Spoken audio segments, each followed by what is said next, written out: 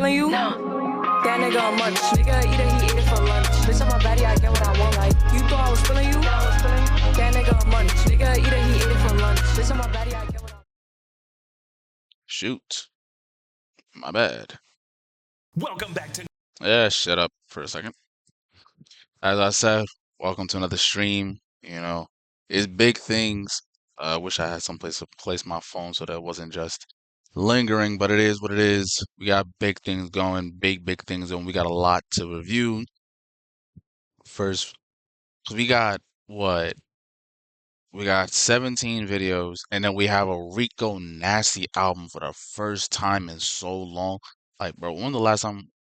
When? Matter of fact, all of Rico Nasty album dates. Yeah, her discography, I guess.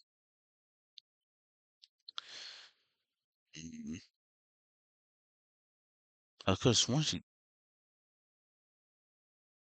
Was it a mixed? Was it considered a mixtape? Yeah. So 2022 was the last time she dropped something. That was the last time she dropped a mixtape. Last time she dropped an album. That shit was what is that? What's the difference between that? This is an EP, an LP. Okay, whatever the hell an LP is. But last time she dropped an album, as I'm gonna call it, was 5 years ago. Never heard it. I love Rico. I didn't even know that was a thing. But I'll tell you what I've heard from Rico. Wow. None of this. None of this. Here we go. I found out about Rico in 2018. I just realized that's cool. Smooth. The cover for that looked crazy as fuck though. What's her most liked one on this? Anger Management, of course, with my boy Kenny Beats. Fire. What do they think about ooh, interesting. Well, we don't care what other people think. We care about what I think. And what I think is that this album is gonna be something. I don't know what, but I think it's gonna be something. Anyways, let's get on to Thunderbolts. We have a 54-minute video, and then an 18-minute video, which is basically a 19-minute, and then another video. So, got quite a lot. Quite a lot. So, let's just get started. Welcome back to New Rockstars. I'm Eric Boss, and this is an in-depth breakdown of everything you missed in Marvel Studios' Thunderbolts. The As my favorite Marvel Thunderbolts! movie since Avengers Endgame, I've now seen it. If y'all haven't seen, hold on, let me see. How about look? Cause I'm leaning back a little bit. Okay, I'm good. Let me just pull my thing up and then angle that a little more. How's it now? Oh, that's smooth. Right? What do you call it?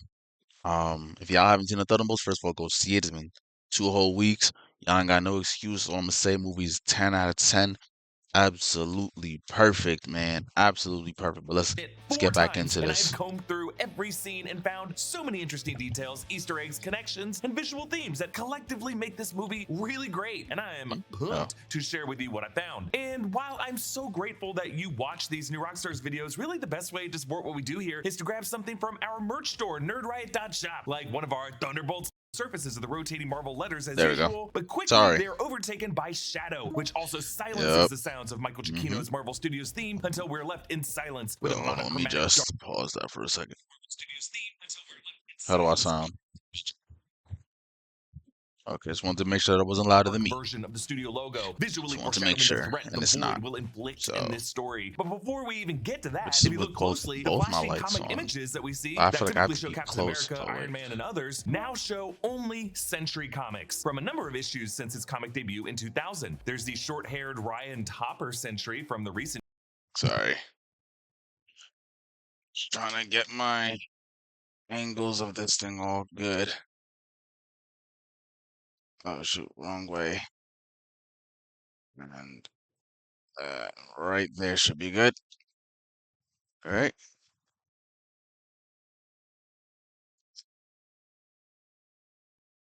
It seems to be smooth. 'Cause I'm just trying to see what the difference would be if I turned off this light. How would y'all be able to see me? Oh, y'all can see me perfectly. If anything, I feel y'all can see me better. Yeah, my bad about that. Let's go. and Jason Liu W ring light. series, which ended in May 2024. I think actually this is the most recently published Century Comics released by Marvel Comics by the time Shit. this film was released. There's the retro Just Golden want to Age make design sure of Century everything's from all the good. 2009 The Age of Century run by Jeff Parker and Paul Tobin, which explores Century in an alternate universe. There's Didn't we this see image that of one of the outfit times Bob before? Reynolds' I Century don't know. battles the Void, I don't think and so. most of the other images show the best known Bob Reynolds version of Century from the past 25 Bob. years. And we see the bottom of this page from 2000. My bad. I forgot to show y'all. You see my hair did. Hair did. Yes, sir. It's not a mess. Like last time, shout out my sister. Shout out my sister. You know what I'm saying? Got my shit retwisted and shit. Yes, sir. Yes, sir. I know y'all be hating on me and shit. You know what I'm saying? Someone said I look broke. I don't look broke and I don't look homeless. That's two things I ain't never gonna look. So I ain't never gonna be that. Back to the video. My 2006's bad. Century Number 5 by Paul Jenkins, art by John Romita Jr. The panel where Dr. Worth tells Robert, "You're not going to shoot me, Robert. You're not going to hurt anyone because secretly you want to do good. Give me the gun." And then Bob rips himself into a Century and Void form as he screams, "You're tearing me apart!" So Century was created in September 2000 by Paul Jenkins and Jay Lee, who wanted to create Marvel's Superman, but not in terms of values, rather just power set. And they chose to introduce him in an interesting way as a man struggling with addiction and mental health who didn't even realize he had superpowers. Rick Veitch, who co-developed the character, had the idea to market his introduction as a meta figure who had supposedly been part of Marvel's comics history from the beginning, from the 1940s Golden Age, and then existed in all the eras through the Stan Lee and Jack Kirby Silver Age. Due to some cataclysmic event, everyone in the universe forgot about Sentry's existence, including Bob himself. So he suddenly flashes back to memories of being a superhero named Sentry, who had taken a super soldier serum 1,000 times more potent than the one given to Steve Rogers that gave him the power of 1 million exploding suns. He could manipulate reality, use telepathy, fly. Wait, so if he was there from the very beginning and he was given the same same thing as Captain America, wouldn't that mean that they were there around like the same time? Or am I like bugging? You know, like y'all understand? It's like that's what I'm taking from it. Because that means they should have been there, you know, neck and neck and shit, but or whatever the case was. But it's comic books. Go toe-to-toe with pretty much every Marvel Right, it's character, comics. including What Hulk, can I do? Galactus' Herald Terrax, Doctor Doom, Terrax. Spider-Man recalls that Sentry fought Galactus to a stalemate, and then most famously, he rips Ares in half. Sentry also shares his consciousness with the Dark. He ripped Ares in half? Yo, when was that? Like, what the fuck? When the hell was that? I need to find that shit out. Shit, I didn't even need to read that shit. Oh, he ripped Ares in half? Crazy. Dark malevolent entity called the Back to it, my Void. bad. So this movie, reinserting Sentry's comics history in place of the normal comic images on the studio logo, is a reference to this in-universe retcon that happened in the comics. The idea in the comics is that Sentry is supposed to have existed in our universe since the beginning. It's not that his watchtower gets built on top of Avengers Tower, it's the opposite. Avengers Tower got constructed over the site the watchtower was, and just no one knew it was there. And I just like that the opening section of the movie pay tribute to the way Sentry was introduced in the comics. Now the Void has a similar, supposedly ancient origin, speculated to be a separate entity that then latched on to Bob when he became Sentry, with roots maybe as far back as the Old Testament, like part of the plagues of Egypt. But part of Bob's struggle with the Void is that he's never quite sure if the Void is really just a symptom of his own shame or not. This movie asks the question, does that darkness we all feel come from someplace real outside of ourselves? Something that was always there before we were broken enough to feel it, making it like a cosmic shadow demon that we have to fear? Or is it an inner pain that comes from our own experiences, something we all create together, and therefore something we can unite around to get through together? Oh, so many people are hating on John Walker, like, for the sole purpose of just because. You know, like, I don't know how you can be hating on him. That, to me, don't make sense. Doesn't make a lick of sense to me at all, but, you know, People. And that void is actually where I we open don't with know. Yelena Belova, Florence Pugh, who returns from the 2021 Black Widow film and the Disney Plus Hawkeye series, still mourning her Yep. sister figure, Natasha Romanoff, and now working in special ops for Val. We see her tight in close-up as she closes her eyes, meditating, as her voiceover says, "There's something wrong with me, an emptiness. I thought it started when my sister died. Now it feels like something bigger, just a void." So right away, Yelena references the void that she will be battling in this movie. And she even questions whether it was caused by her grief over Natasha or if it was something bigger that was always there. Yelena sits atop the second tallest outdoors. building in the world, Merdeka 118 in Kuala Lumpur, Malaysia. They actually had Florence Pugh on top of this building and had her leap off the edge with support wires, but they did swap in a stunt performer for the parachute base jump. This shot of Yelena taking this kind of leap is significant in a lot of ways. It I read, or I heard, I should say, that she was like very adamant about that shit. Cause like, I think it was like her insurance people was like, "Yeah, you're not doing it." She's like, "I'm doing it." Like, "No, you're not." She's like, "I'm doing it." Like, "No, you're not." She's like, "I'm doing it." And then eventually they caved in and she did it. Scores the Cool dark scene. thought spiral Yelena is going Cool through, because at first, scene. if you haven't seen the trailer, you don't know why she's jumping off a building or if she even has a parachute. Also, it recalls Natasha's deadly leap from the cliff on Vormir in Avengers Endgame, and it puts Florence Pugh through a real practical jump that she actually did. And it feels like a bit of redemption for the character, considering the most maligned moment for many people of Black Widow was a very VFX shot of her doing a very cringy jump. This jump is awesome. Yelena lands atop another building and takes. Yeah, that was one hell of a oh my, that was just terrible. Just terrible.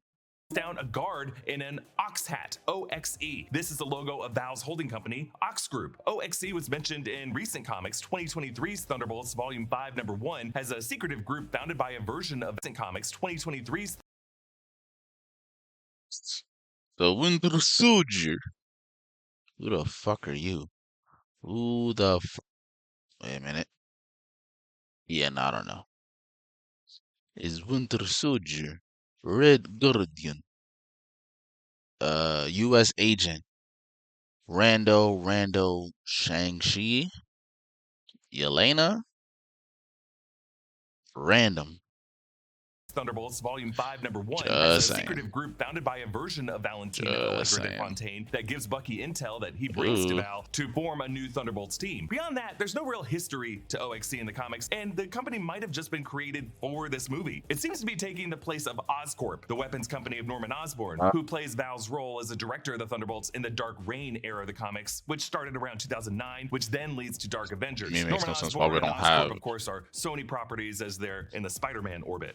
Fights her way through this building as director Jake Schreier stays in a smooth overhead long take, showing Yelena gracefully and deadly moving down this hall, creating a stunning visual of long shadows, which is another visual foreshadowing of the void, how it flattens victims into long shadows just like this. This whole movie, whether or not Yelena realizes it, she is fighting her own void. Among Yelena's moves is the firing of her electrified Widow's Bite, the wrist projectile she inherited from Black Widow Natasha, and something we saw her use in Hawkeye. Now, the music we are hearing in this sequence and throughout the film was composed by Sun Lux, the amazing band and composer group who composed the score for Everything Everywhere All at Once, and it just plays so well against a group of characters who are going through a similar journey of being sucked into their own personal everything bagels. We realize that Yelena's opening narration is actually her talking to a bound guard from the Ox Group in this lab as she tries to access this intersection with tubes of serum that she needs to destroy under orders from Val. Our colleague Matt Pat, formerly of Game Theorist and Film Theorist, who I actually met at the Thunderbolts premiere, tweeted that this taped guard might have been him, but he was joking. This actor is credited as Matt Einhorn. He does share the first name though. Get Matt Pat in the MCU. He looks like him though.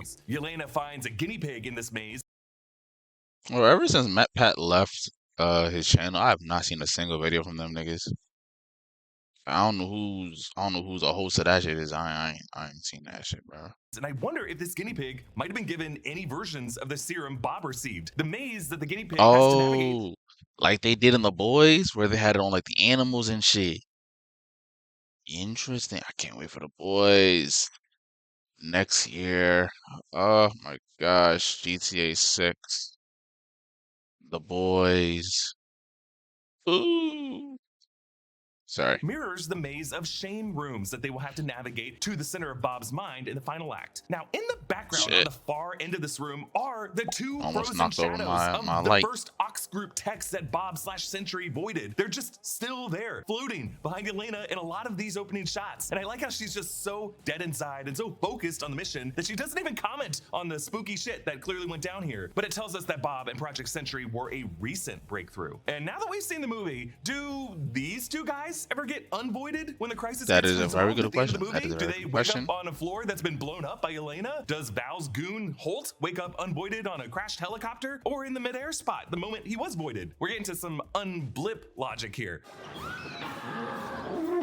Yeah, Thank the you to blip. BetterHelp for sponsoring therapy. The things out of time and their 0.5 so it doesn't get 10 happened here. That Project Sentry could There we bring go. about the end of the world. This scientist gets his face shot off in the struggle, and Yelena walks off with a guinea pig as the floor this lab was on explodes. And according to behind the scenes material, this movie's production actually set off practical charges for this shot. We shot Florence jumping off of that building in the morning and then went to another street and just blew up an entire floor of a building in the afternoon. We move on to Washington, D.C., where if you Interesting. look closely, you can see the Capitol building and the Washington Monument has scaffolding around it to repair some damage, which is a fun little detail referencing the recent Red Hulk battle in Captain America Brave New World, which included Red Hulk leaping after Sam Yeah. Wilson from the White House and scraping part of the Washington Monument. Poor Washington Monument. Between this and Spider-Man Homecoming, it's just had a rough go, but I'm sure MJ would say it's because of this. I don't really want to celebrate something that was built by slaves. Bucky Barnes is now an elected congressman. Now, in Captain America Brave New World, he mentioned having a fundraiser to go to, and we found out that he was a newly elected congressman. Here, reporters talked to him about the day's hearing, and he mentions his constituents in Brooklyn. Bucky and Steve grew up in Brooklyn. Depending on how the districts are divided in the MCU, Bucky could be representing the 8th district, which in our reality is Hakeem Jeffries' district, the House Minority Leader. Really, all the Brooklyn districts lean heavily Democratic, and I would just be curious to know what kind of campaign Bucky ran. Because unlike Senate seats, which can be appointed by a state's governor, House seats are left empty until a general election or a special election happens to fill them. So Bucky definitely won an election. He could have run uncontested, but people had to mark his name on a ballot. And I just think that's awesome. Solid B+.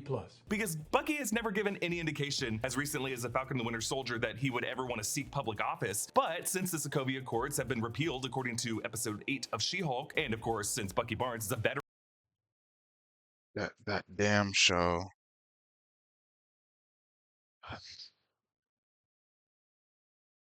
Just that damn show.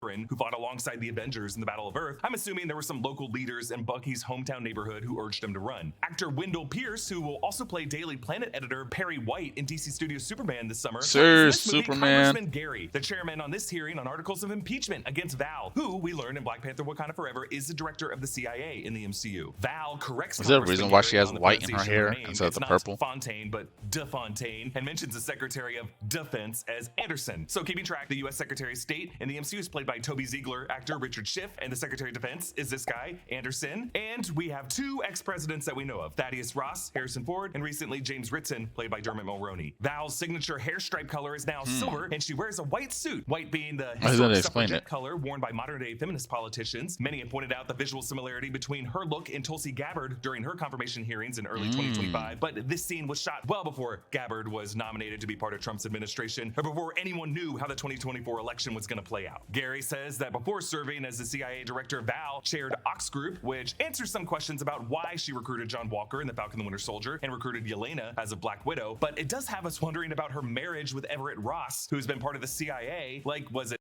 But yeah, they never explained that in the movie. Oh shit. Hopefully they do. And then whatever the next one is, because there's this movie. The next one is Fantastic Four. Then we're not gonna get one until May of next year with Doomsday, and then we're not gonna get another one of that until July. So 2 months later, when we get Brave New Day or whatever it's called, or Brand New Day or whatever for Spider-Man. And then I don't think we're gonna get another movie. Let's say, of course, drop movies and shows, but in that time frame, we're not gonna get another one until 2027 when we get Secret Wars. I'm sure they'll have something within that time frame. Of course, we have Ironheart coming up, and yeah, it a CIA connection? Did that's it. he know what group she was involved with? Did he know? Val testifies, right now there are several That rogue is it. nations with technologies that exceed our own. She's likely referring to Wakanda and potentially Just also lower that. Talokan, because in Black Panther Wakanda Oh Forever, yeah, she was definitely Talokan, after right? the vibranium tech of those two kingdoms. Val Right, also forgot. says, and you'll recall that our last president turned into a bright red superhuman monster who nearly destroyed the city. Of course, referring to the events of Captain America Brave New World, when President Thaddeus Ross turned into the Red Hulk after years of manipulated blood treatments at the hands of Samuel Stearns, the leader. Val says the Avengers are not walking through that door, which Bucky reacts to as he literally just walked through this door. He too is going to have a personal arc in this movie to formally step into the role of becoming an Avenger. Val says, Man, to this day, it's still Team Iron Man. I love Bucky though, but it's still Team Iron Man. Your homie slimed out my parents, and you defended him for years. I want payback. I don't care if he was manipulated or not. I want my get back. I want my revenge. You can't tell me I can't have my revenge. That makes no sense. You are my homie. You are my brother in arms, Cap. But it's like, if I'm Iron Man, I'm tweaking out. What the hell is this thing? Don't care, don't care. Right? Like, I'm tweaking out because, like, bro, you're supposed to be my brother. To my brother from another mother. You doing me dirty, treating me like this.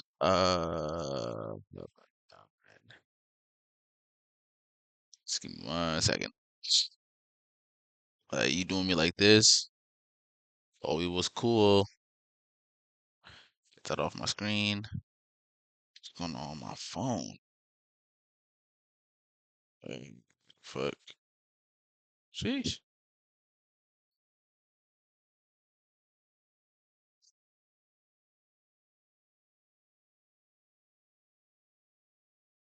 Interesting. So it doesn't show that. Oh, I hate having a sign. God damn it, that motherfucker is hot. Holy shit. Damn, phone's gonna burn.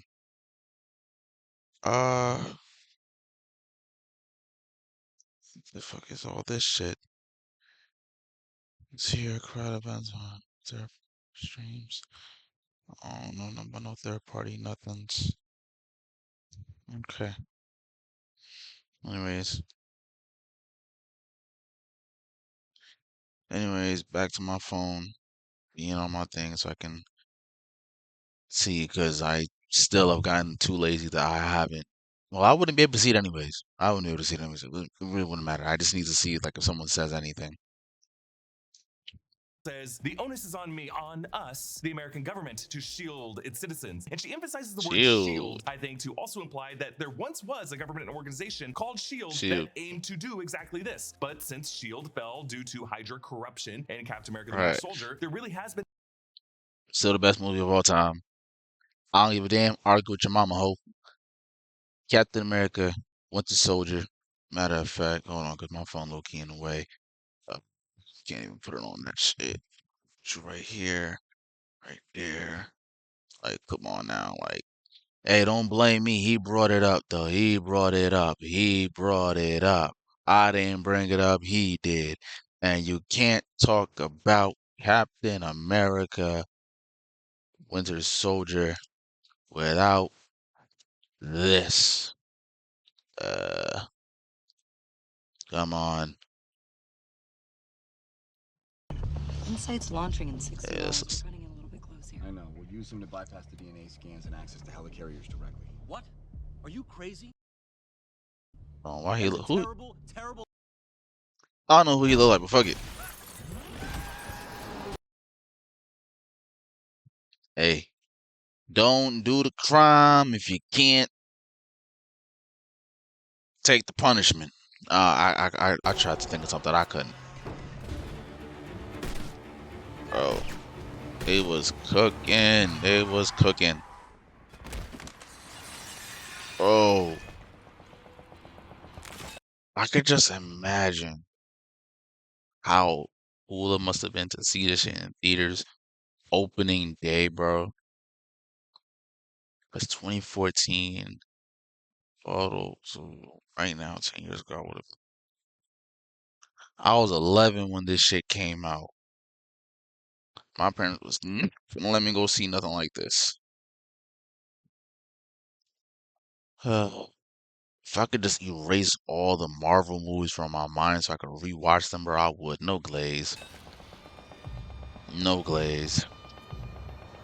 No glaze. You know.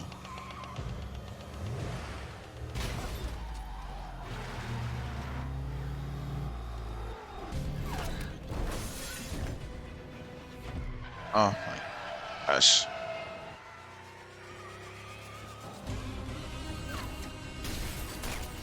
There go the steering wheel. Kind of car hood they got.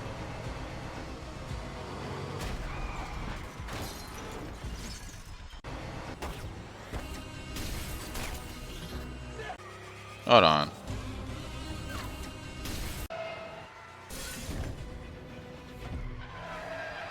I need to see.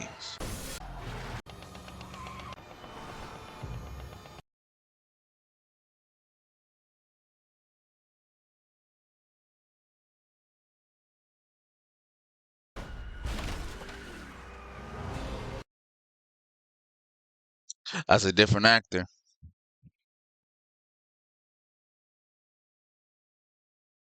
And if it's not, then they did something wrong. But it looked like a different person. I'm not gonna lie to you. How? The forehead, bro. That's what I was like. You know, the forehead, the arm. I don't know, just look a little different to me. I'm just saying, my bad, my bad. No glaze, no glaze. I know this stuff, bro. I'm a film major.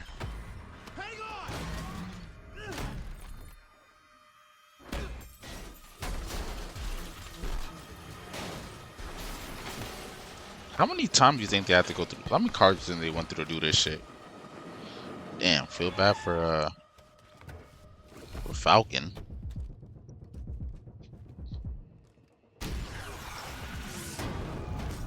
Damn.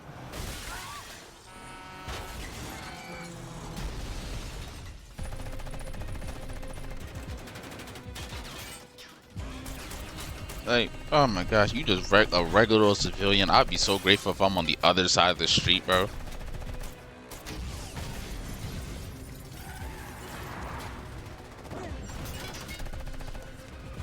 Screw it.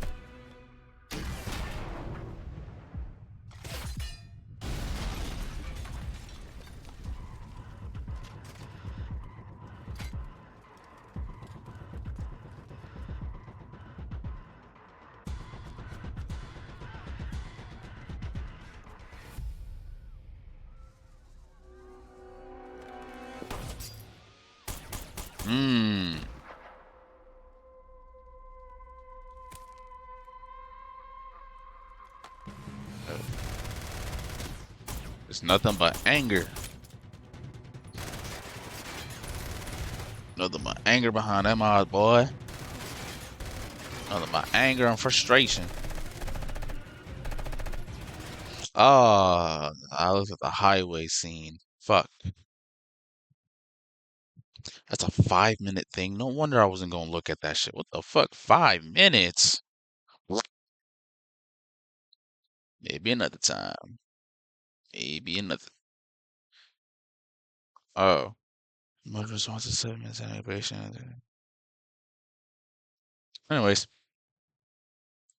Been no government agency doing quite that function on the ground on this planet. Val says she doesn't mind at all that Congress pokes around Ox and awkwardly sips her water, and cut to shit as Val and her assistant Mel, Geraldine Viswanathan, rush to clear out the Ox facility. Val tells Mel, W actress. get rid of any hanging chads that could get me impeached or land me in prison. The hanging chads is a reference to the 2000 presidential election and recount in Florida, where hanging chads became a media buzz term as the punched out pieces of ballots that were alleged to result in counting errors that assigned some votes for Al Gore to Pat Buchanan and ended up giving George W. Bush the state that tipped the election. Red Guardian Alexis Shostakov, David Harbour watches on TV footage an old W. Actor. Yes, sir. W. Actor. Soviet parade. I'm a bit of a history nerd, and I actually figured out exactly It's what your footage they used for this. It was father. a May 1st, It's your 1981 Labor Day dad. parade, or Sorry. out exactly what footage they used for this. It was a May 1st, 1981 Labor Day parade, or May Day parade, in Moscow's Red Square, and that's Prime Minister Leonid Brezhnev Alexei is waving behind. They inserted a young, thinner Red Guardian in this actual historical footage, Forrest Gump style, and I love it. Alexei mutters, "Brezhnev, get out of my way." Now, I recapped all of these characters and their numerous past MCU appearances in this recap video, but we last saw Red Guardian in the Black Widow film, where we learned he was a Soviet counterpart to Captain America in the 1980s, who then became a spy in the 1990s as part of a fake family living in Ohio with Melina, Natasha, and Yelena. And when they were exposed, they had to flee to Cuba, where the family was split up. Natasha and Yelena went to the Red Room training under Ivan Dreykov, and Alexei, years later, actually ended up Yeah, that movie was so terrible, dude. That damn Black Widow movie. Trash. in prison in Siberia until adult Natasha and Yelena busted him out. Move your ass, super soldier. And after helping them bring down the floating Red Room base, he now, several years later, works for a limousine driving service in the DC area, or really on the border of Baltimore. Yelena passes that red limo and reads the slogan, "Red Guardian Limo Service, protecting you from boring evening." And after thinking Yelena is a pushy DoorDash delivery person, he invites her in. And in Alexei's dumpy home, we can actually see a poster labeled Red Guardian in Cyrillic letters behind him in the doorway. We see various posters for motorcycles, which just sets up his love of Bucky's entrance later. It's a winter soldier. I thought he We see various I thought he liked pro-Russia I thought he liked them because, they were like Russian. Oh, Bucky's part Russian. art pieces on the refrigerator. We see past due bills, and we just see old Red Guardian propaganda prints, like one behind Yelena of him using a hammer to break a chain on an anvil, which is just some classic Soviet imagery. And then we see another poster of Red Guardian posed with a woman who we never really get identified, but it kind of looks like some media event or movie or video game that they were trying to promote. Alexei says he moved to DC, and Yelena asks if this is technically Baltimore. He says that Baltimore starts one block over. Hey, Alexei lives in the same city as Isaiah Bradley, and I think they should hang out. They'd get along great. Alexei observes that the light inside Yelena is dim, even by Eastern European standards. And Yelena says she feels lost and empty, but Alexei tells her that her sister Natasha understood that meant to pursue a higher calling. Yelena finds a framed photo of her youth soccer team, the Chesapeake Valley Thunderbolts, which is where they will get the team name of Thunderbolts in this movie. Apparently, this team lost every game, and we learned that there was one girl who pooped in the middle of the game. Actually, director Jake Schreier said that they really wanted to shoot that as the jokey post-credit scene as a handheld video that was shot by Alexei from the bleachers, but they realized that since it would have been in the early 90s in Ohio, Alexei would have just been using his really well-developed American accent, and it would have just sounded like David Harbour and wouldn't have been as funny when he yelled. Yelena calls Val about a more public-facing assignment, and Val gives her one last covert job: stop Ava Starr, Ghost, Hannah John Kamen, from robbing the Ox Vault buried a mile deep in the desert in Utah. Since we last saw Ava Starr and Ant-Man the Wasp, Janet Van Dyne gave her the quantum healing particles, healing her chaotic phase shifting so that she now has greater control over it and doesn't have to live in Bill Foster's energy chambers that keep her from disintegrating. Inside this base, Yelena finds a bunch of crates dragged out into I don't remember that shit. including some paperwork on Project Sentry. We see 2 pages on the right showing various alternatives of the Sentry S logo. On the right, we see 12 blank heads with different haircuts, and above that, 12 heads with different colors of hair beneath a bar graph displaying various focus group testing survey results, as Val and her team have clearly been workshopping the best look for a perfect Avenger hero. On the left, we see yellow wardrobe designs of the costume that they'll settle on for Sentry. And see over Watchtower. on the dark blueprint, we see the words "The Watchtower," which in the comics is Sentry's headquarters, and in this movie, the name of the building Val was planning on renovating Avengers Tower into. Before Yelena can read these, she's shot at by John Walker, Wyatt Russell. They fight, and John throws Yelena pretty far because he did take the super soldier serum in the Falcon and the Winter Soldier. While he did have to give up the Captain America shield, he has since acquired a new shield, which you can see is super scratched up. I still feel like he was justified in what he did. Once again, your homie gets slimed out. I don't give a damn. You're protecting your homie. Like, his homie is dead, so you're gonna crash out. implying a And if number you of don't, you're not a vicious real friend. missions since we last saw him. Taskmaster You're Antonio not a real Dreykov, friend. played by Olga Kurylenko, attacks John, and Ava attacks Antonio. So we get a full circle of 4 targets trying to kill each other, like, Bulbasaur, Squirtle, and Charmander. And it's pretty clever how Val structured it so that each killer would be most effective over their target's weakness. Like Ghost targets Taskmaster because although Taskmaster can replicate any attack move, Ghost would be able to phase through any surface and try to surprise her. Taskmaster is aimed at John because while John is juiced up with Super Soldier Serum, if he were to face someone with parallel combat moves, he probably would get easily confused and flustered. John targets Yelena because Yelena is smallest and likely most vulnerable to John's relentless strength, and Yelena targets Ghost because while Ghost can phase shift, Yelena is most subtle and agile and probably has the best chance catching her before she would phase. Olga gets one line as Taskmaster in this movie. When she strikes John, she retracts her mask to tell Yelena, "I'm not here for you." Ghost phases into the fight and phases through John's body to punch Taskmaster. Yelena fires her Widow's Bite at Ghost, but Ghost phases away so that the probe zips right through where she once stood and hits John behind her. Yelena pounces on Ghost, but Ghost fades away from under her, so Yelena just hits the ground. This is all just really fun to see, this scramble. And the fight A really good fight is what it we was. later learn is Bob activating it to open. I think one of my favorite moves from this fight shows the exact target chain in a single shot following a knife. Yelena flings the knife at Ghost. Ghost lets a knife go through where she once stood, but then phases back in to catch it behind her. Perfect. Then flings that knife at Taskmaster, who deflects it off of her shield directly at John, who catches it and then stabs the knife back down at Yelena, who can only hold him off by using the Widow's Bite to electrify his stronger arms. Ghost and Taskmaster duel, and I love how you can see Taskmaster perfectly mirroring each of Ava's strikes until Ava finally figures it out and phases to Antonia's blind spot, and blam, R.I.P. Taskmaster. You can see a single trickle of blood going down her mask. This is why the trailers of this movie hardly showed Taskmaster, aside from a very clearly VFX shot of the group in Avengers Tower with Taskmaster painted in, that they didn't even bother to paint in for later trailers that they released. So Bob, That's Louis crazy. Pullman, who also played the pilot Bob in Top Gun Maverick, stumbles out from behind a crate vomiting. He introduces himself. Who are you? I'm Bob. Bob can't remember how he got in here and seems to have a completely wiped memory, similar to how we first meet Bob Reynolds as having memory issues in the comics. We cut from this scene to a charity event for the First Responders Family Fund, hosted by Val, themed around the Avengers from the Battle of New York. We see banners reading, "Honoring Our Heroes," with Iron Man and his Mark 7 armor from that battle, and Captain America Steve Rogers, and I think Hawkeye, and probably the other 3 Avengers who are part of that. And we see on display Loki's scepter, which would no longer contain the Mind Stone, and was recovered from Hydra after Von Strucker extracted the stone, and the Avengers did recover it in that opening battle from Age of Ultron. We also see some Chitauri guns, and Val also shows off a pair of Chitauri handcuffs, which she says came with the new property, meaning these were also left behind when Happy Hogan supposedly moved everything out of the tower in Spider-Man Homecoming. He got Hogan. Thor's magic belt, but did not get the Chitauri handcuffs. Now, I thought these might be the cuffs that Loki was locked into when he was arrested at the end of the 2012 Avengers movie, and when we revisited the scene in Avengers Endgame and in the Loki pilot episode. We can also see a big broken A from the word Stark when the tower that should look like was a first foe. Stark Tower, the A that was left standing at the end of that battle to inspire the tower to become Avengers Tower. Congressman Bucky chats with Mel facing that big A, and they talk about Kierkegaard, how the Danish philosopher said that life can only be understood backwards, which is true. And the full quote is, "Life can only be understood backwards, but it must be lived forwards." And it applies to what these characters want. Life can only be understood backwards, but it must be lived forward. You know, kind of like the saying, like, those who don't learn from the past are destined to repeat it. Like, that's crazy. That is crazy, man. Because at first I was so confused, like, what do they mean by that? Like, life can only be understood backwards. It's like, because I'm living my life, right? Someone's gonna see this video and, like, I'm living my life forward. Someone's gonna look at me and then, like, understand, like, okay, so he did this, but he could have done this to be better. They're gonna understand it then, push it forward. So it was like a constant back and forth.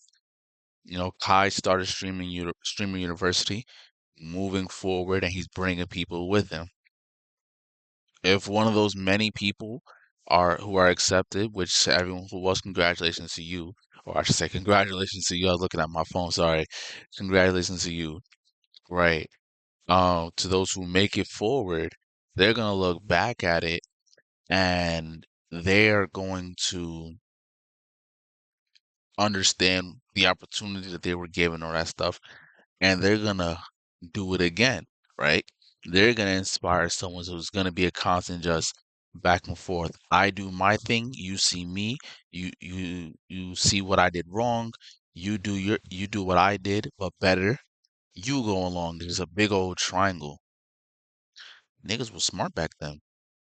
I'm sorry for pausing so much. We're only 20 minutes in. Will have to face going through their personal voids, facing their past shame and their dark memories by looking back upon them. Bucky proves that he does read Kierkegaard, saying he did believe it was up to individuals to create values. Back in the vault, Bob tries to run out the door, but the blast door slams down. Director Jake Schreier directed the series Beef on Netflix, and I'm reminded of the horrifying moment with the mansion panic room door that we saw in that finale episode of that season. As they try to figure out who Bob is, John gets quickly annoyed at how many times Bob says Bob, and actually if you notice from this point on, John ends pretty much every line he says to Bob with Bob or Bobby, like, stop asking so many questions, Bob, and he ends up saying Bob or Bobby way more than Bob ever says his own name in this movie. John calls Ava a SHIELD reject on the run from 15 nations. Yes, after the quantum tech accident that killed her father, Elias Starr, Ava Starr was taken in by Bill Foster and made a SHIELD operative before she went rogue. John describes Taskmaster as having destroyed half of Budapest, and Yelena says, don't talk about that one. Yelena says this out of respect for a former fellow Widow agent who was stuck under mind control from Ivan Dreykov, but talking about anything in Budapest in the MCU kind of reminds us of this line in 2012's Avengers. Just like Budapest all over again. You and I remember Budapest very differently. John claims he was the official Captain America, and Yelena's like, yeah, for 2 seconds, and Ava reminds us how he publicly killed an innocent man in the street, and John replies, define innocent. They're referring to the Flag Smasher who, in episode 4 of The Falcon and the Winter Soldier, killed John's friend, Lamar Hoskins, after which John crushed him to death with the Captain America shield, smearing it with the guy's blood, and that led to John getting dishonorably discharged and recruited by Val. John also says he is a loving wife and son, you know, referring to his wife Olivia, whom we did meet in the Where else have I seen her though? She just has that face of someone that you know. Well, like I said, I'm team John. His homie got slimed out. He got his get back. I don't see the problem. The Falcon and the Winter Soldier, but you know, John's shame memory later reveals that he is definitely not in a loving situation with his wife. The red lights turn on as the incinerator warms up, and they look for the power source of the frequency device that traps Ghost in this room, and they pry open the panel to defuse it, and John barges in with a shield saying, on your left, showing that the favorite salute between the other Caps, Steve and Sam, is something that John has fanboyed out over as well. Don't say it. Don't you say it. On your left. Come on! On your left. Ava gets the door open. How would he know? And jumping out to avoid the fire, Yelena ends up touching Bob's hand, taking her into the void for this shame memory. Violet McGraw returns to the 2021 Black Widow film as a young Yelena, a few years into her Red Room training, in some kind of test to lure out another trainee, Anya, into the snowy woods during lunchtime, and then this man comes out to shoot Anya. To be honest, I'm not really sure what the lesson was here. Don't go wandering off, or if a fellow widow gets lost, leave her behind, don't go looking for her, or is it just being in the Red Room's terrible? But the book that Anya drops reads this. This is Snigurushka, which refers to the snow maiden of Russian folklore, the granddaughter and helper of Ded Moroz, the Russian Santa Claus, or Father Frost. The snow maiden began as a Novi god character from Russian fairy tales, one about a peasant couple with no children, and then one day a snow sculpture miraculously came to light to become their adopted daughter, and Snigurushka brought so much joy to her parents, but didn't live long because she was challenged by the village children to jump over a bonfire, and she melted. Earlier in this film, Yelena dismissed fairy tales.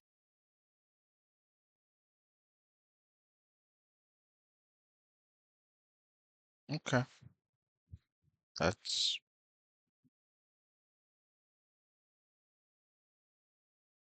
something, I guess.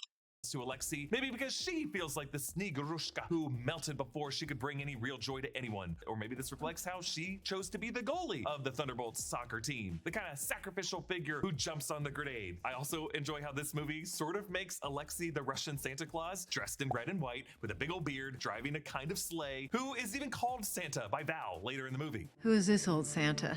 Val's plan is to use a strike team to take out Yelena and the rest, and it's overheard by her limo driver, Alexei, who will from here on out, spend the next several hours in a very long road trip out west to Utah. Thank God he's a slob with junk food everywhere because he's gonna need that big gulp cup. John slams Bob against the wall, and for a moment, Bob's eyes glow a pale gray as the void begins to peek out. I like this detail because while the void is mostly marked by shadow, the void's eyes do emit a pale gray glow. Yelena encourages Bob, who wants to stay put even if it means his death, and she says she gets hating herself, but after a while that darkness becomes alluring and becomes, and Bob finishes, a void. And Yelena says what she does with that void is to shove it way down. Bucky reads Congressman Gary's packet, spilling a chili dog on it and on his arm. That's a chili dog. That's what he was chili dogs? I think he's remembering his great times at Coney Island with his buddy Skinny Steve and how they probably puked out chili dogs while riding the Cyclone roller coaster. But he washes his vibranium arm in the dishwasher. Yes, he somehow got it back after Rocket and Nebula had it in the Guardians Holiday Special. And then he pops the vibranium arm back arm and rotates it, similar to what he does when he has to put it back on in the Falcon and the Winter Soldier after the Dora Milaje 5-point finger palm took it off. Mel calls and remembers being in high school when the Battle of New York happened. Bucky says he was like 90, and there's that age again for never aging superheroes. Disney brought him back. They're gonna make him do this till he's 90. Mel tells Bucky to track his Ryan Reynolds is in the fire right now, to show so how Bucky knows to go to the Utah desert and how he knows to drive them back to Avengers Tower in New York City. The crew gets into the elevator shaft and John tries to leap up, but for a moment, he disappears into that inky darkness, and I think it's another visual example of a character just going into a void shadow. They ask Ava if she can phase shift up the walls, but she says she needs to know where she's going and can only hold it for a minute. And it's similar kind to of the like, logic yeah, Nightcrawler gave when they were trapped in a base in X2. I have to be able to see where I'm going. Otherwise, I could wind up inside a wall.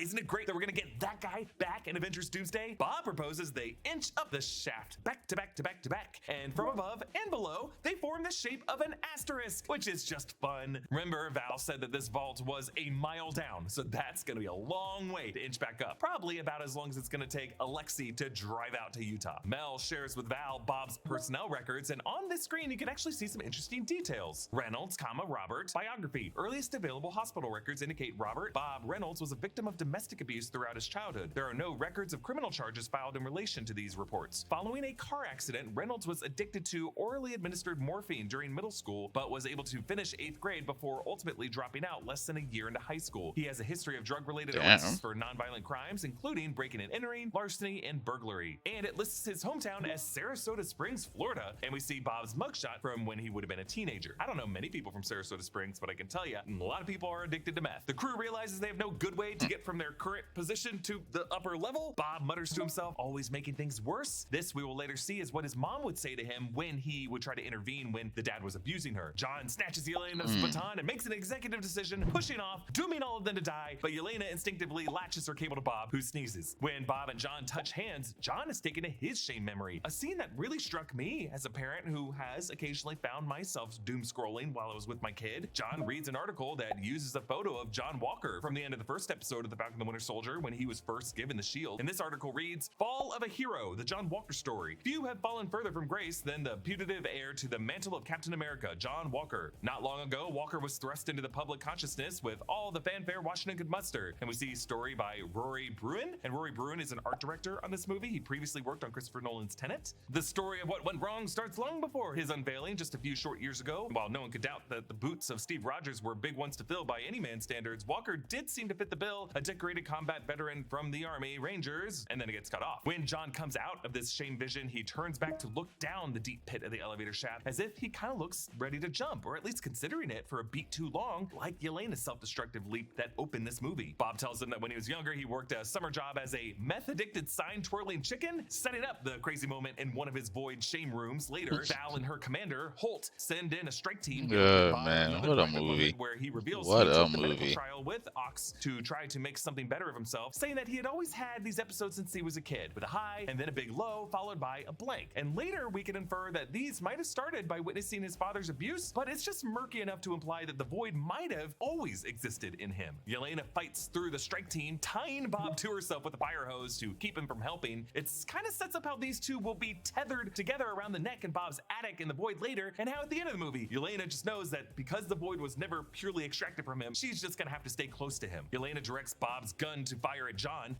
Stop! Stop! Speed! John, stop! Where were you? They get out dressed as strike team soldiers, and when they get stopped at the checkpoint, Wyatt Russell gets the biggest laugh from me when the gate guard again orders him to identify himself, and he just goes, no. Bob creates a diversion and gets shot, but he gets back to his feet, and his medical garments are shredded, and those aren't the only thing that's shredded. I mean, damn, dude, it's only one shot in the movie, but hey, if Marvel Studios gives you some fitness trainers and puts you on a nutrition plan, you can't say no. The void creeps into Bob's eyes, and Son Lux's strings work into a frenzy, leading Bob to blast up into the clouds, then come thundering back down to Earth, landing in a huge shockwave. Yelena shows John and Ava the paperwork from the lab that explains how Bob was a successful case of Project Sentry. Ava reads the power of 1,000 exploding suns and the golden guardian of good. They actually changed it to 1,000 exploding suns instead of 1,000,000 as it is in the comics. But in the Sentry comics, newspapers do call him the golden guardian of good. And we also see the quote, he will stand for humanity's hope, which is a line about Sentry from New Avengers #9. In the comics, Sentry was part of the super soldier program, given a serum 1,000 times stronger than what Steve Rogers got. So it sounds like the Ox group was continuing the legacy of trying to use a new serum cocktail to create this government-controlled human weapon, but just because Bob Reynolds was so unstable from an early age, it amplified something very dark about him, a certain insecure darkness, a shame demon that is known as the Void. Ava asks Yelena if she knew Antonia, and Yelena says yes, she had a tough life, and she killed a lot of people, and then she got killed. Yelena did not have that much time getting to know Antonia Dreykov after Natasha gave Taskmaster the anti-brainwash antidote, but really, I just think Yelena was just so conditioned by the Red Room to feel hardly anything when another widow were to die. I think Natasha was really the one exception to that. Alexi's red limo pulls up. Oh, no. It's coming right at us. Who is that? It's no one. Oh, God. Yelena! It's your dad! Don't go in the vault! Valentina's gonna burn your life! Oh my God, hearing Alexi screaming, it's your dad, it's just so wholesome because this is what Alexi would be doing at her soccer games, making her feel even more embarrassed than Mandy, the girl who pooped on the field. Alexi compliments the team Yelena has put together, noticing that the light inside her has grown brighter. John sarcastically says, yeah, go Thunderbolts. And Alexi thinks that she genuinely named them after the Pee Wee Soccer Club. Alexi remembers that they were sponsored by Dimitri's Elite Industrial Lighting and Electrical, not Shane's Tire Shop. But I just think it's clear that Alexi's favorite business in their Ohio town was some Russian buddy of his. Alexi tells him this team has the power to be on the Wheaties box. Since Alexi was an 80s Russian hero, he likely would have been jealous of American athletes and celebrities who got to be on boxes of cereal. Then an Ox convoy catches up and Alexi hits the gas, but it tops out at 54 miles per hour. And we see this limo has over 98,000 miles on it, which is way higher than a novelty ride service within a city area should have on it. Alexi activates his defensive measures, which just turn on party lights and fog, and Genuine's pony jump on it. It's similar to the gag in Thor Ragnarok when they're escaping Sakaar on the Grandmaster's pleasure yacht. It's my birthday! It's my birthday! Alexi swigs vodka and makes a Molotov cocktail that hits the armored truck and then immediately goes out. So Yelena has to lean out the window and shoot, and one of the armored trucks blows up and flips, but it wasn't her gun, it was Bucky! Yeah, I remember. I thought it was him. I thought it was her. Florence Pugh describes the take of Wyatt Russell.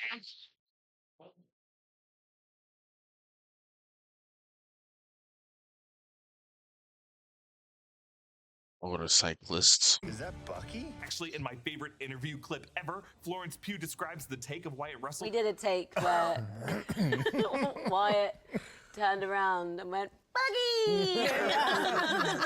Because he just looked so cool. Bucky rides up, taking out these trucks with the same explosive discs that we saw him use on Nick Fury in 2014's Captain America: The Winter Soldier. And the way Bucky rides up through that dust and then grabs the shotgun and he flips it around, it's totally an homage to the Terminator in the chase scene in T2. Still have never seen that movie to this day. Confirmed that while shooting this sequence, he was listening to the T2 soundtrack obsessively. Bucky shoots out the cable hook, lets it run, and then brakes, grabs the hook with his vibranium arm, and then punches the ground, completely flipping the truck. And I think this is one of my favorite moves I've ever seen in an MCU. Last move, so bro. Sick. And I love that even the Thunderbolts seem to recognize this from a meta awareness. They can't help but cheer. Even John Walker, who has fought alongside Bucky before.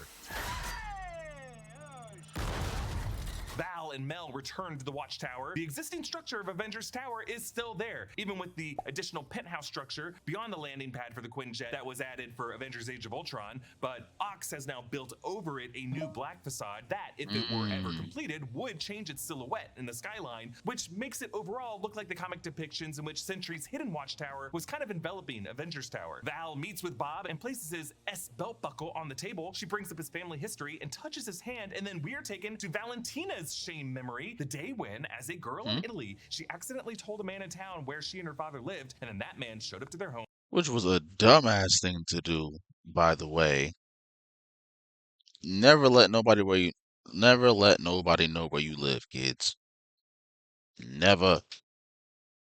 And killed her father in front of her. Valentina Allegra de Fontaine, known as the Contessa in earlier years of the comics, first appeared in 1968's Strange Tales run as a companion to Nick Fury, and we learned she was born in Italy and her parents were actually killed for aiding in some unspecified resistance movement. So I assume her father's involvement in that resistance is what got him killed in this scene, but Italy was under a fascist rule during World War II, but Valentina would not have been a kid during that point in history. She was definitely born after it. So it's not really clear why her father was killed from the scene, but I'm assuming the killer was someone outside of the law, which is why Valentina is so obsessed with world security and having the strongest weapons now. When Mel talks to Val, the necklace she's been wearing all movie really stands out in the scene. Many have likened Mel's necklace with the Songbird icon. Songbird, Melissa Gold, or Screamin' Mimi, was part of the original Thunderbolts lineup when it was created by Baron Zemo. To be clear, that's not the Thunderbolts era that this movie is focusing on. This movie, I would say, is adapting something closer to the Dark Reign era, mixed with Sentry's comic arcs, and the name Thunderbolts is really just a coincidence with it being the nickname of Thaddeus Thunderbolt Ross. That connection is not really drawn in this movie. Bucky restrains Alexei, Ava, Yelena, and John, and he puts Ghost in the Chitauri handcuffs that we saw earlier, clearly to keep her from phasing away. And again, I'm not sure if these are the same ones they put on Loki, but I think they have the same alien technology that prevents teleportation out of them, since Loki is able to use sorcery tricks of like duplication casting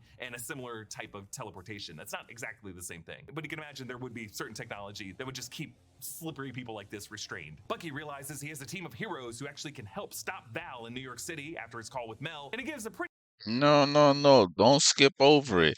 This nigga Bucky's a grade A dickhead. This nigga looked John in the eyes and said, I know your wife and kid left you, or your wife left and took the kid, but fuck you, or whatever the hell he said. That shit was crazy and wild and uncalled for. Look, I've been where you are. The past doesn't go away, so you can either live with it forever, or you can do something about it. Alexei has dreamed of this moment to have a true Avengers team. So they get to New York, and this city shows no signs of the police state or curfew imposed by Mayor Fisk that it's supposed to be under as of the season 1 finale of Daredevil Born Again. But I think we're finding that there is just a clearer and clearer line between Marvel Studios and Marvel Television. John, Yelena, and Ava right in the back. What about your hat? The hat. The helmet? Yeah, whatever you want to call it. It's like cool, right? You like it? Do you like the hat? Yeah, I think the hat's pretty sweet. Then cool. I feel like these comments about his little hat are why John changes his headgear when they rebrand into the new Avengers in the post-credit scene. Alexei asks Bucky, what kind of super serum did you get? I don't know, regular. Hydra. Hydra? Oh, fancy. Mine was Soviet recreation, but it's still good, you know. We are the same, you and me. Well, I mean, we are different, but we are the same. Remember that even though Hydra had a facility in Siberia, Hydra was technically a bigger network and a separate organization than the normal Russian government. So while the Russians, like the Americans, were all trying to recreate the super soldier serum in different and various diluted ways, Hydra had its own successful program that produced the Winter Soldier, actually the Winter Soldiers, as there were many of them, and ultimately that cocktail is what led to the batch that we saw in the Falcon and the Winter Soldier. Bucky's plan is to just ram this truck into the lobby of the Watchtower. When he jumps out, he rips off the car door and uses it as a shield, recreating the first time his buddy Steve used a makeshift shield in 2011's Captain America: The First Avenger. The Thunderbolts. I gotta rewatch that movie. That was a good movie. And I just like how right outside this on the street is the same area where the 2012 Avengers fought the Chitauri, with that same bridge level where Natasha and Steve fought in the later stages of that battle. In fact, on that bridge, we know from the Hawkeye series, is a plaque that commemorates those original 6. Val invites them up the elevator, and she pours a drink from the bar, which is the same bar set that Tony Stark had in the 2012 Avengers. Avengers movie. Val says, isn't it crazy to think of all the monumental fights that happen exactly where you're standing? Indeed, Tony Stark's face-off with Loki was right here. The Avengers fought Ultron's first form right here. And in the time heist in Endgame, the future Avengers came back to this location to steal the Tesseract and the scepter. And speaking of that scepter, it is back on display in the background of this room. We also see another Chitauri gun, and I might be wrong, but I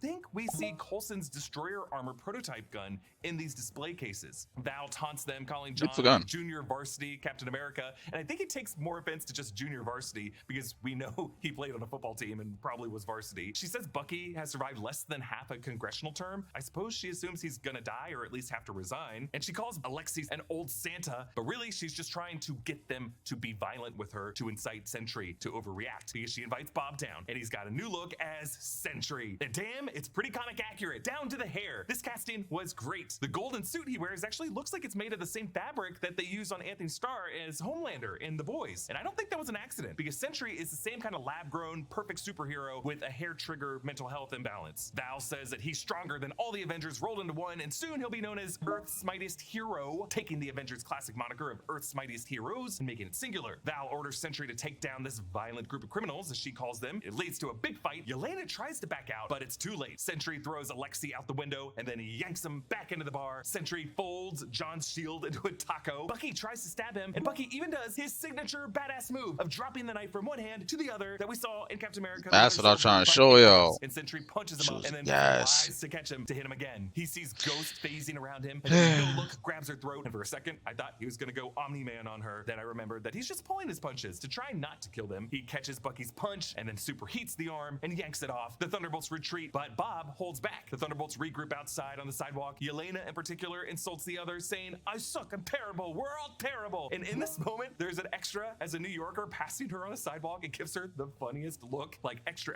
of the year right here. Bob argues with Val on whether he should take orders from her, since if he's more powerful than the Avengers and they include a god, referring to Thor, then that makes him a god as well. This isn't really Bob talking, it's the Void. So that is what is choking Val, so that Mel has to hit the kill switch. As they leave though, the shadows of the floor absorb into his body and he turns dark and boom. Tiny white eyes. I love this visual choice because it does remind us of how the Void's eyes look in certain comics, but adapted on screen and live action, I love the choice to make his eye holes just tiny little pinpricks. Like the Void, it doesn't want to emit any light whatsoever. And I'm reminded of the 1990 film Ghost, when those rotoscope shadow demons would just show up to drag souls to hell, how they would have eyes for just a few frames and discernible faces with tiny little eye holes of light. Also, director of the Annabelle sequels and Shazam movies, David F. Sandberg uses this technique in his horror work, notably in his feature version of Lights Out. You see this a lot in creepypasta art because it plays on two innate visual fears: a shadowy shape and our anxiety over the unknown, and our paranoia over being watched by something we can't really make out, like seeing a predator's eyes reflecting back to us from the darkness. Florence Pugh pours her heart into Yelena's confession to Alexei, how she feels so alone, how she's lost her sister, her father, and how she has so many things she feels shame over. And then, like John Walker's doom scrolling with his phone, we hear another example of how these things are psychologically killing us. Yelena says, all I do is sit and look at my phone and think about all the terrible things that I've done, and then I go to work and I drink and I go home to no one and I sit and I think about all the terrible things that I've done again, and she needs Alexei to cut off this spiral. And I mean, isn't that the death spiral we often find ourselves in? It's a kind of emotional hard truth and specificity that we don't normally hear in Marvel movies, and I loved this moment. Alexei reassures her that she was the light that could brighten any room, and that as a kid, she wanted to be the goalie on the Thunderbolts soccer team so that she could be the one everyone relies on when they make mistakes. Yes, even Poopy Pants Mandy. Now, the way Dark Sentry enters this scene is very unsettling. It really just starts with behind Yelena, and the way he entered was crazy, and then what he did later on was wild. Let out the biggest bro, that shit was crazy. Background of the previous scene, just frozen, looking up. And as more and more civilians do the same, we see his dark silhouetted form just floating silently, waiting for people to realize he's there. The first Ox soldier who fires on him, we hear the Void say, "Are you tired of fighting? Here, let me help you." Like he sincerely believes that he is freeing them from their pain. And I love how they manipulate Louis Pullman's voice for this, like we're hearing two versions of his voice layered on top of each other. Look what you unleashed. And when I he didn't voids notice these people, that. he flattens them into a shadow. So director Jake Schreier confirmed to Collider's Perry Nemiroff that the look of this flat shadow was inspired by the blast shadows from victims of the bombings of Hiroshima and Nagasaki. That definitely came from images from Hiroshima and those kind of shadows. Actually, he went into some really cool detail of how they were able to get this effect to look so great. It's a frame and a half of animation between when they disappear and when they become a shadow, and anything longer than that starts to feel like you're getting into kind of CG vapor territory. So it has to be quick. You almost feel exposed because it seems so simple. And then there's other things about it where, like, because it doesn't happen so often in the movie, like the camera needs to be more or less in line, almost like an eclipse, like with where the voiding is happening and where the shadow goes, that if you look at it from a profile perspective, it doesn't really work because it's such a short effect. Man, it's so, you gotta give it up for directors and shit, man, cause like, holy hell, bro. They be putting in the work to try and do these like interesting and amazing shots, like Ryan Coogler with the scene, bro, and Sinners, bro. Like, man,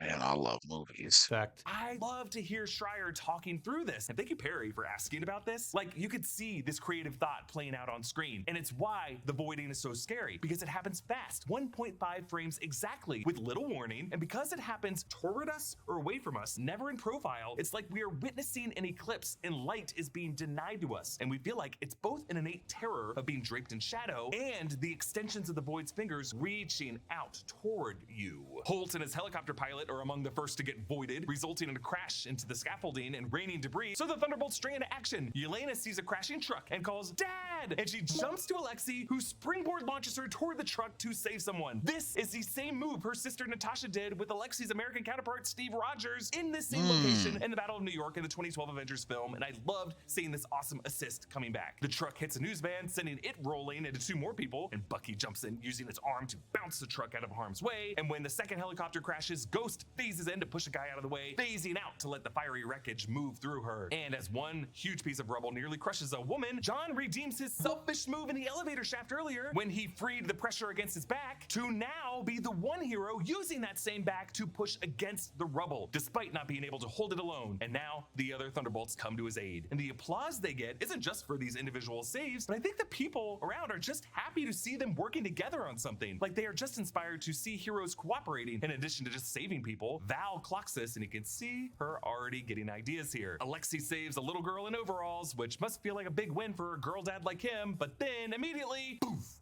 voided. Bro, Kids, the void. that was the scene that I was just like, what the fuck? That's when I knew this movie was gas. Like, let me stop playing with this. Like, this was just recently done. I can't fuck it up already. But yeah, that was the scene where I was like, yo, like, they really doing this shit right now. Like, they really doing this shit. Like, this movie hard. Voids person after person at random, even ones fleeing away from him, and their shadows spread and join together in a collective darkness. Yelena walks toward this darkness, instinctively knowing that she has to join Bob in this darkness in order to help him. While everyone else was trying to attack Bob, she was always the one trying to save him. Yelena again wakes up in the void, shame room of her memory of getting Anya killed, but now she runs into. And then, like, the thing is, she walks in, right? Like, she walks in, and Red Guardian, let me not say it. To a wall of a painted backdrop. This is a literal room, an enclosed set, like The Truman Show, a presentation of a reality, one that you were meant to loop through and not escape. This choice is something Jake Schreier credited to production designer Grace Yoon, who worked with him on Beef and the horror film Hereditary, and wanted the surreal elements of this movie to feel practical. It's supposed to feel like a set, not an actual forest, because it's not a reality, it's the way that your mind records it as like a movie. But Yelena smashes through the set wall into another memory that's oriented 90 degrees to the forest, and when she looks back through the hole, she sees the forest through it, and young Yelena, Anya, and that man are all staring at her, which is very creepy. But the fact that this new room feels practically linked to the forest room is something that also might seem familiar from Eternal Sunshine in the Spotless Mind, where director Michel Gondry and writer Charlie Kaufman designed a memoryscape where disconnected rooms were physically connected and transitioned through using lighting shifts. Now Yelena finds herself in another shame room, a red room memory of the girls having to rapidly assemble guns. Yelena wins and gets to stand aside outside and watch while the woman whips the hands of the slower girls. Adult Yelena holds her younger self to block her from seeing this. But then Yelena sees Bob in his attic through the mirror, but when she crashes through it, she just sees another version of herself leaning against a bathtub, drunk and passed out. This alternate self jump scares, grabbing her arm and then forcing her to drink too. Yelena looks through another mirror and sees Bob, and we get this really cool practical transition done mostly just through lighting and shifting set walls into Bob's attic. We should also remember that this isn't the first time Yelena has looked through a bathroom mirror above a sink and experienced a surreal transition. Hawkeye showed Yelena's blipping from Thanos' snap from her point of view as she looked into a bathroom mirror and she dusted out of and then back into reality 5 years later as that bathroom decor shifted around her. So Yelena is really destined to be the person to make this metaphysical journey. Yelena finds Bob dressed in his childhood clothes, fiddling with a Rubik's Cube as he witnesses his father abusing his mom downstairs. Yelena changes her earlier advice, saying that we can't just stuff this stuff down and bury our darkness, that it has to be something that we work through together. And she tells Bob that she knows this is possible because she has already felt this lighter burden just by being with him. The void makes the attic start attacking them both. The walls bend around Yelena like the effect in Nightmare on Elm Street 3 Dream Warriors, and the curtain chokes them. I've never seen that movie either. Slices the curtain. I don't like horror movies, so. And Alexei just pointlessly rips a pillow open. We don't see what the shame rooms looked like for the other characters like Alexei, I wish we Ava, did. Bucky. Bucky just jokes that he's had a great past, so it went great. We saw quite a few of his shame flashbacks in The Falcon and the Winter Soldier as he went on his apology tour, but I assume the 1991 killing of Tony Stark's parents were one of those rooms for him. Meanwhile, outside, the void takes over Most the whole definitely. city. We see a workplace where the shadow voids Must the be. onlookers, but also drapes down over the light fixtures and blacks out the computer Didn't even screens. peep In a that. one-shot, the shadow starts to work its way up Freedom Tower, but doesn't completely engulf it. We cut away before it does. Maybe it's just too sad to see that one get fully harmed in any way. Back in the void, John bashes Bob's abusive dad in the face, and they fall down to an outdoor street corner with an obviously painted backdrop. And I love this effect, especially since we learn that Bob is remembering this as being high on meth at the time. This is a memory Bob hinted at earlier when he was addicted to meth and working as a spinny sign chicken for, we see on the sign, Alfredo's bail bonds. Bucky knocks out this chicken, and then they loop back to the Malaysian lab where this all began for Bob. Bob says that he was looking for more drugs in Southeast Asia until some guy approached him for a medical study, which ended up being Ox experimenting on addicts like him. And it works for Bob, releasing the void. And the void now appears, restraining the others as he taunts Bob into attacking him. They fight, and the void initially knocks him down and says, "We will always be alone." We see the others stretch away from Bob, but Bob tackles the void, punching him, and the void laughs, and in addition to his eyes, we can now make out pale white teeth. Ugh. Fighting the void like this is only helping the darkness spread into Bob's body, so Yelena breaks free and leaps over to Bob to hold him back. Yeah, bro, since when she ever hit that damn and move? we see why Jake Schreier compared this to Toy Story 3. The refusal to fight the void is what repels the darkness. They need to physically hold each other to keep that darkness away. They So compared it to the Toy Story void 3? releases its clutches from them and from the whole city. Toy And Story that 3 was includes cool. the little girl in overalls. But we have to ask, what kind of shame room did that girl go down into? Did she poop her pants during a soccer game? Afterwards, Bob has no memory of what they just went through, so his memory blackouts are still affecting him. The void is not gone. He's not fully healed. And I like this because that's just really how depression works. You know, unfortunately, you never fully get rid of the darkness. You just learn how to manage it. And now he just knows how to keep the void from taking over completely. The answer is just be friends with Yelena. Like, the movie does not answer where the darkness comes from, but it does teach us how to manage that darkness, to face By it head getting a blonde Russian. and not over aggressively fight it, but just really know that you're always going to have it, but you're never fully alone because that darkness is something we all Just experience. So is Sentry okay? We're going to talk about that in this weekend's episode of The Sneak Peek. And actually, New Rockstars just launched a new 4th channel called New Rockstars Highlights, which is just going to be a clips channel. How many channels? Favorite clips from our longer podcast episodes, like The Sneak Peek and the soon-to-be returning Rumor Rundown. So if you want to subscribe there, you can. Thank you. So they step up to Val to arrest her, but Val leads them through a barrier where we realize she tricked them into a press conference. Marvel ending their films and press conferences is just a device Kevin Feige loves to do to signal to us that this movie is the arrival of someone important, like Tony Stark at the end of Iron Man, Peter Parker at the end of Spider-Man Homecoming, T'Challa at the UN in the mid-credits scene of Black Panther, and now these new Avengers. I like how one of the microphones on the podium is WHIH, the MCU in-universe news service, so you know this is official. Yelena leans over to Val to say, "We own you now," and we end the film back in a close-up of Yelena taking a breath of relief as Alan Silvestri's Avengers theme plays over the score. Now, in yesterday's Ending Explain and post-credit video, I broke down the fun visuals in the closing credits using real-life periodicals as the new Avengers are questioned and mocked by the public in the media. One with the group rendered as Queen in a Bohemian Rhapsody pose on Rolling Stone. We see a version of Washington crossing the Delaware with the guinea pig on the bow. We see David Harbour referencing his own DC character in Creature Commandos, Frankenstein, as he hands a flower to the little girl he saved. Really, these final minutes I gotta watch work Creature so Commandos. well because, according to Jake Schreier, Kevin Feige knew that skeptical audiences might kind of roll their eyes at this lineup being called the New Avengers by Val, so they get ahead of that cynicism by mocking the New Avengers with these jokey media headlines and images, so that by the end of the sequence, we in the audience start to defend this lineup of goofballs from the snarky, cynical media. And when the Thunderbolts asterisk is torn away to the New Avengers title logo, we You know what I don't like about my AMC? They fucking spoiled that shit for me, bro. Like, I'm standing online, right? Going to go and get myself some fucking some popcorn, which I'm never doing it again at a movie theater. I'm not getting no popcorn. I'm gonna just get myself a drink. But that's besides the point. I'm standing online. I look to my right, big ass sign, Thunderbolts, the New Avengers. I'm like, bro, why y'all gonna do that to me though, for real? Like, and I saw the movie literally like 4 days after it came out.